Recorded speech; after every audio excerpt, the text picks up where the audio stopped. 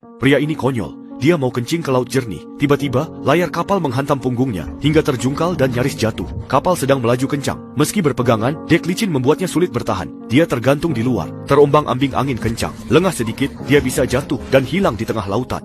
Pria itu panik, segera memiringkan badan dan berusaha keras. Kakinya diangkat tinggi hingga berhasil menginjak kapal lagi. Setelah berpijak, ia lega dan bersandar di pagar. Dengan cepat, ia merangkak kembali ke dek dan lolos dari bahaya. Namun, perutnya tiba-tiba sakit luar biasa. Masih syok, ia tak berani sembarangan lagi. Jadi ia lari ke kabin, lalu segera buang air di toilet. Tak disangka, saat itu juga pintu di belakangnya tertutup. Ia bingung dan menoleh, mengira itu hanya karena angin. Dia sempat melihat, tapi saat menoleh lagi, dia kaget. Jendela kamar mandi terkunci rapat, tak mungkin ada angin masuk. Tak ambil pusing, dia membuka jendela, menghirup udara laut segar, dan merasa sangat nyaman. Selesai itu, dia sadar pintu kamar mandi terkunci dan tak bisa dibuka. Bingung, dia jongkok memeriksa, mengira salah arah, lalu mencoba memutar sebaliknya. Tapi diputar ke kiri, kanan, didorong, ditarik, tetap saja macet. Ia tetap gagal membuka pintu kamar mandi. Saat itulah ia sadar ada yang tidak beres, lalu berdiri cemas meraba celah pintu untuk mencongkelnya. Namun, sekuat apapun usahanya, pintu itu tetap tak bergerak, mengurungnya di dalam. Dalam kepanikan, ia mengambil gunting dari balik cermin untuk membuka sekrup kunci. Anehnya, meski gunting itu pas, sekrupnya tak bisa diputar atau dicongkel, seolah sudah dilas mati. Tak ada celah sedikit pun. Saat ia hampir putus asa, gemuruh dari luar jendela terdengar. Sebuah kapal berasap tebal mendekat, memberi harapan baru. Ia segera melambaikan pakaian ke arah kapal untuk meminta pertolongan. Hei, berhenti! Kapal tak bereaksi. Dia mendekat ke jendela, berusaha keluar agar terlihat orang di kapal. Tapi jendelanya terlalu sempit hingga wajahnya terjepit sakit. Dia menjerit, lalu mundur ke kamar mandi, sambil merintih kesakitan. Meski sakit, dia segera bangkit untuk minta tolong lagi. Di laut lepas, jika gagal, dia akan terjebak dan mati di kamar mandi sempit itu. Dia segera menjulurkan tangan, menarik tali tambat, mengikat simpul mati, lalu melemparnya. Tali itu tersangkut di baling-baling, hingga kapal mati mesin. Tapi talinya tertarik terlalu cepat. Belum sempat melepas tali, lehernya sudah tercekik erat. Sesak napas hebat membuat matanya memutih, nyaris pingsan. Ia berusaha tetap sadar, meraba dek kapal dengan sisa tenaga. Tak lama, ia menemukan kait untuk membuka lilitan tali itu.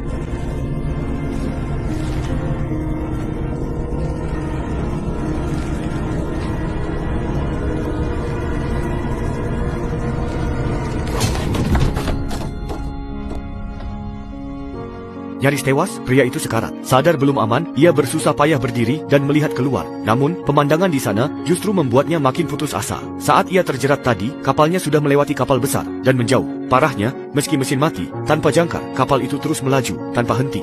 Kapal itu keluar jalur menuju perairan asing. Saat ia hampir putus asa, ruang mesin bocor dan tutup pembuangan lepas karena tekanan air. Masalah bertubi-tubi ini membuatnya kelelahan. Ia ingin minum, tapi tangki air yang baru diisi kini kosong. Dalam linglung, pria itu berjongkok meminum air laut dari lantai. Tapi air laut tak bisa diminum.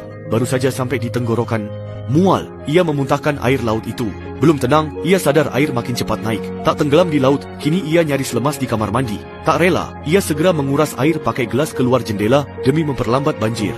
Tapi takdir masih mengejarnya. Kapal pesiar itu tiba-tiba seolah sadar dan berbalik arah. Kapal melaju lurus ke arah badai. Tak lama, angin kencang menerpa, membuat kapal terombang-ambing. Hujan deras masuk ke kabin, dan air kamar mandi meluap. Pria itu tak berdaya, hanya bisa bersandar di area kering menahan badai. Saat badai reda, pria yang semalaman terendam air itu mati rasa. Ia susah payah menggerakkan sendi-sendinya yang kaku. Ia menggerakkan kakinya, tubuhnya mulai merespons. Belum sempat senang, ia sadar sudah terjebak sehari semalam. Jika tak segera keluar, ia akan mati. Ia pun menendang pintu sekuat tenaga untuk membukanya. Tapi tubuhnya lemah. Setelah lama mencoba, ia gagal dan malah kehabisan tenaga hingga tergelincir ke air keruh. Saat hampir putus asa, ia melihat kunci pintu agak longgar, lalu mengulurkan tangan dan memutarnya perlahan. Ia menabrakkan diri ke depan dan pintu langsung terbuka. Kejadian itu tiba-tiba, pria itu hampir tak percaya dan terbelalak ketakutan hingga akhirnya naik ke geladak untuk bernapas lega. Namun ia segera sadar kapal pesiar ini aneh. Jika tidak menjauh, ia akan menghadapi bahaya besar. Maka ia buru-buru mencari kantong udara di geladak. Kembali ke kabin mengambil pintu tadi sebagai badan perahu, lalu mengikat keduanya menjadi satu dengan tali. Ia mengubahnya menjadi sebuah rumah apung. Setelah itu, ia mengikat rumah tersebut ke kapal pesiar dan mulai mendayung menjauh. Namun di tengah jalan, tiba-tiba saja ia berhenti.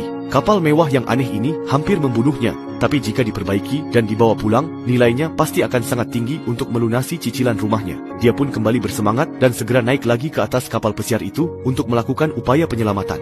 dia ambil mesin kemudi, menjepit aki, membuat pompa, dan menguras kabin. Lalu, dia melipat terpal jadi lem untuk menambal lubang kapal. Selesai itu, dia mencoba minta tolong via radio, tapi tak ada jawaban. Terpaksa, dia bersihkan mesin untuk pulang. Esoknya, guncangan hebat membangunkannya. Saat membuka mata, dia melihat pemandangan luar melaju sangat cepat.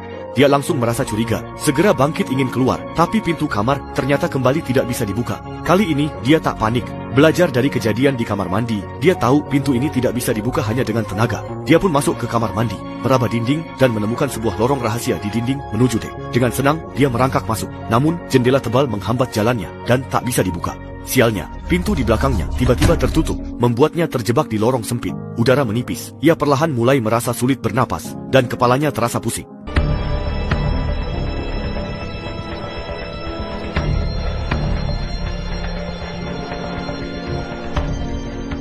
Entah berapa lama, pria itu akhirnya sadar. Ia terkejut kapal pesiar di luar sudah berhenti, dan pintu kamar Sasuke bisa dibuka. Ingin tahu situasinya, ia ke dek, namun pemandangan di depannya membuatnya lega.